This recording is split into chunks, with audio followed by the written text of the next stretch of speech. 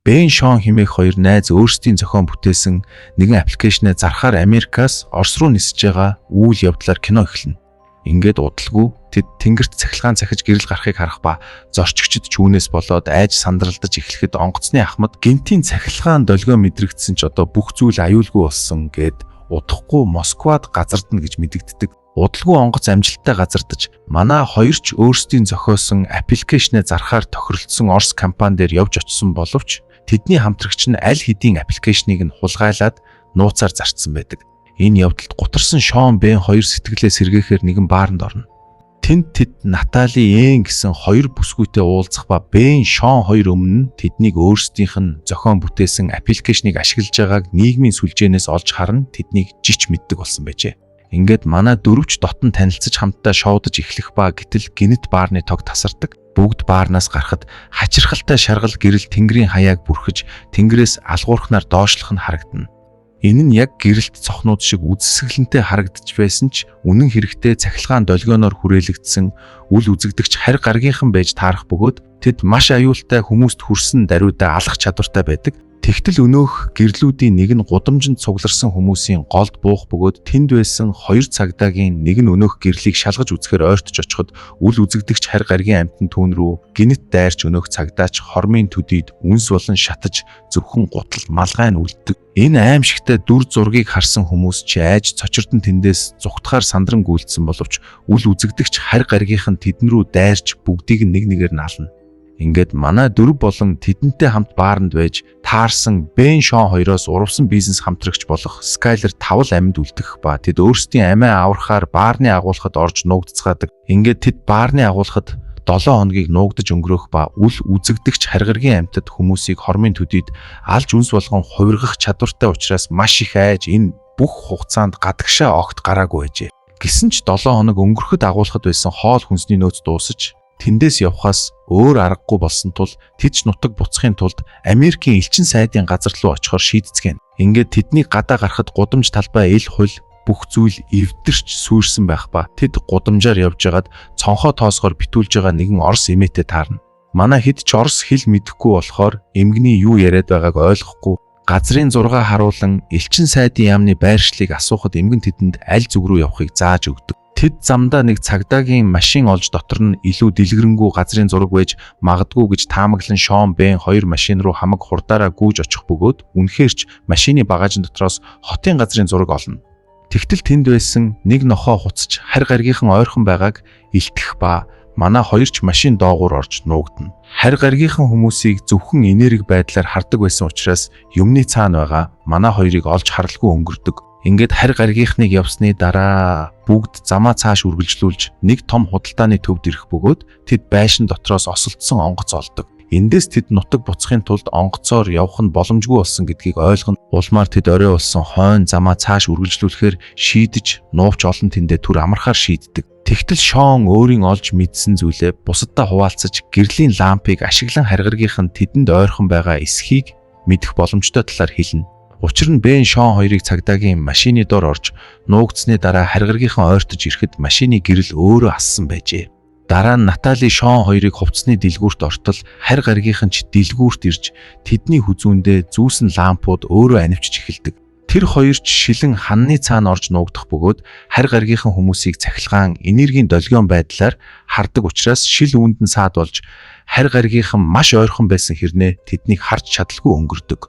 Ингээд оройчулж манай 5 замаа цааш үргэлжлүүлэн элчин сайдын яаман дээр эртэл барилга нурж сүйрэн дотор нь хинч байхгүй хов хоосон байсан тул бүгд сэтгэлээр унцгаана. Гэтэл тэд нэг өрөөнөөс торонд хийсэн радио станц Орос хэл дээр бичигдсэн дуут мессеж олдог. Тэд Орос хэл мэдэхгүй болохоор ямартай ч радио станцыг аваад тэндээс явхаар болтол Скайлер энэ хооронд ганцаараа зүгтаахаар гудамжинд гараад харь гаргийнхан руу буудаж байгаад тэдэнд алуулна. Үлдсэн дөрөв нь нэг өрөөнд нуугдж байтал Шон эсрэг талын өндөр байшингийн цонхноос гэрэл гарахыг олж хардаг. Тэд ч өөр амьд хүн байгааг ойлгож өнөөх Орос дуут мессежинд юу гэж бичсэн байгааг асуухаар гэрэл гарсан байшин руу очихоор шийдцгэн. Улмаар тэд гэрэлтэй цонхыг олж очиод сэргээ химээх сахалтай эр болон Вика нэртэй охинтой уулзна.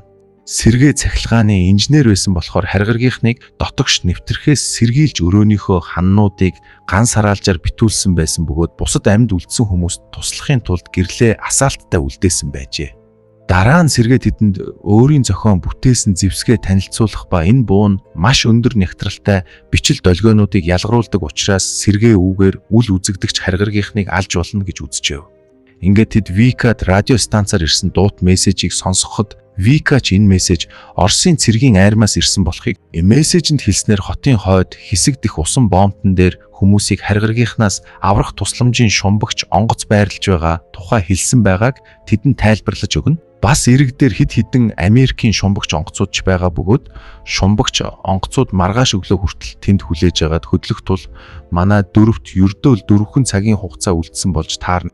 Ингээд Вика Натали 3 байшингаас хэрэгтэй зүйлсээ цуглуулахаар явах ба энэ үеэр харгаргийнхан тэдний энергээр байршлыг нь олж мэдээд тэдэн рүү ирэхэд манай 3ч аюул ойрхон байгааг мэдэрч тэндээс зугцгаана. Вика тэдэнд өөр рүү зүгтий гэж хэлсэн боловч Натали 2 сэргээ өрөөнд аюулгүй гэж үзээд дээшээ гарч өрөө рүү зүхтан орохдоо айж сандарсандаа хаалгын дутуу түгдсэн учраас харгаргийн амьтан тэдний араас өрөөнд орж ирдэг. Сэргээч өөрийнхөө бүтээсэн буугаар өнөөх араатныг буудахад буун хэсэг хугацаанд түүний хүчийг сулруулсан боловч сэргээг дахин буудах гэтэл буун гацнаар харгаргийн амьтан түүн рүү дайрч үнс болгон хувиргана.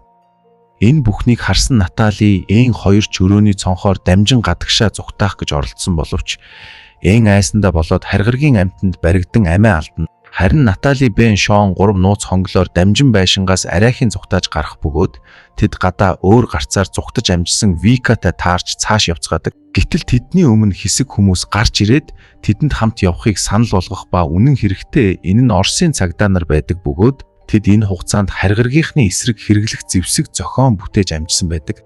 Гэтэл удалгүй харгаргийн араатан тэдний араас гүйцэж ирэхэд Орос цагдаа нарч өөрсдийн зэвсгээрээ өнөөх араатан руу гална. Орос цагдаа нарын зэвсэг харгаргийн араатанд хүнд цохилт өгч өнөөх амьтанч тэндээс зүгтаах бөгөөд өнөөх араатан зүгтаахдаа биеийнхээ нэг хэсгийг газарт унгаахад Шон үүнийг нь авдаг. Дараа нь Орос цагдаа нар тэднийг өөрсдийнхөө нуувчанд аваачих ба энд ямар ч аюулгүй гэж хэлдэг. Гэхдээ манай хэд шумбагч онгоцтой усан бомтон дээр очих хүсэлтэй байгаагаа хэлэхэд цагдаа нар эхлээд тэднийг тийшээ явахгүй байсан дээр гэж ятгсан ч эцэст нь тэдэнд хань болж явхаар болно. Удалгүй бүгдээрээ цагдаа нарын нуувчнаас хөдөлж газар доорх түнэлээр дамжин усан бомт руу явцгаана. Гэтэл гинэт харгаргийнхан гарч ирэхэд бүгдээрээ сандран зүгтсэн боловч Вика ганцаараа нэг багны цаана үлдэж хоцрох бөгөөд ингээд яг харгаргийн амьтан түүнийг алдгийн даваан дээр түүнийг авардаг. Гэсэн чи өөрөө харгаргийнханд алуулж ганц найзыгаа алдсан Шонч найзыгаа алдсандаа маш их гуниглаж түүнийг аварч чадаагүйдээ өөрийгөө буруутгана. Дараа нь тэд түнэлээс гарч зүхтаан усан онгоцны зогсоол дээр ирэхэд нэг зав байх бөгөөд цагдаа нарын ахмадч энэ завьэр шумбагч онгоцон дээр очих ёстой болохыг хэлнэ. Ингээд бүгд завинд орж сууцгаан тэндээс хөдлөх бөгөөд энэ зуур Натали Шон хоёулаа хамгийн сайн найзуудаа алдсан болохоор их л гуниглаж зовлонгоо хуваалцсан ярилццгаадаг. Гэтэл гинэт зав огцом хөдөлж бүгд юу болсныг харахаар гарахад тэдний зав нэг зүйл тэгэлсэн байдаг. Гинэт тэд газраас гэрэл дээшээ тэнгэр лүү олгоотхыг харах бөгөөд цагдаагийн ахмадч газар доор цахилгаан энергийн их үүсвэр болж чадах маш их эрдэс баялаг байдаг талаар тайлбарлаж тэд харгаргийнхан дэлхийн газар доорх эрдэс баялагийг авахар ирснийг ойлгодог. Гэтэл гинэт ойролцоох байшин завин дээрээс нь нурж унахад завин хөмрөгдөн манай хиж тэндээс яаран сэлсээр шумбагч онгоцон дээр хурч очино. Энэ үед тэд Натали тэдэнтэй хамт байхгүй байгааг анзаарч Шонч Наталигүйгээр тэндээс явхаас татгалздаг. Шумбагч онгоцны жолооч Шоныг ойлгож тэднийг хүлээхээр болох ба ингээд тэд бүгдээрээ элбэн сэргээн зохион бүтээсэн бичил долгионы бууг засаж сайжруулсныхаа дараа Шон болон цагдаагийн ахмад хоёр туслахынхаа хамтаар Наталиг олохоор буцаж явдаг. Ингээд манай дөрвийг замдаа явж байтал харгаргийнхан тэднийг олж ирэх бөгөөд харгаргийн араатнууд тэдэн рүү дайрах үед Шон газарт тэглэн унсан ч өнөөх араатан руу бичил долгионы буугаар буудаж амжих ба бууч нөлөөгөө үзүүлж араатны хамгаалалтын хуйг гэмтэнэ. Тэд үүнийг ашиглан харгаргийн араатан руу буудаж түүнийг алдаг. Ингээд тэд өнөөх шар гэрэл харгаргийнхны цахилгаан энергиэс бүтсэн хамгаалалтын хуйг болохыг ойлгож бичил долгионы буугаар хуйгийг нь гимтээсний дараа тэднийг буудаж алах боломжтой болохыг ойлгоно. Энэ үеэр Наталигийн хоолойг сонссон Шон түүнийг аврахаар явж харин цагдаагийн ахмад бусдтайгаа Шоны зохиосон төлөвлөгөөний дагуу газар руу ус цацаад харгаргийнхныг ирэхэд тэдэн рүү гална. Шон ч энэ үеэр автобусанд нуугдажсэн Наталитай уулзах ба гинт нэг харгаргийн аратан автобусанд орж ирээд тэдэн рүү дайрахад Шон бичил долгионы буугаараа бууддаг. Харгаргийн аратны хүч суларсан боловч Шоны буу гинт ажиллахаа болсон учраас тэр цүнхнээсээ өмнө нь газраас олсон харгаргийн аратны биеийн хэсгийг аваад түүн рүү шитгэхэд өнөөх араат нь хідэн хэсэгт бутран дэлбэрнэ. Ингээд манай хэд ямар ч аюулгүйгээр шумбагч онгоцон дээр буцаж очих бөгөөд цагдаагийн ахмад тэдэнтэй хамт явхаас татгалзаж Москва түүний төрсөн газар гээд одоо харгаргийнхныг алах арга замыг олж мэдсэн учраас өөрийнхөө дошийг хамгаалж үлдэнэ гэж хэлдэг. Вика, Шон, Натали 3 тэдэнтэй салах ёс гүйцэтгээд шумбагч онгоцонд орж суун их нутаг руугаа буцаж байгаагаар кино төгсдөг.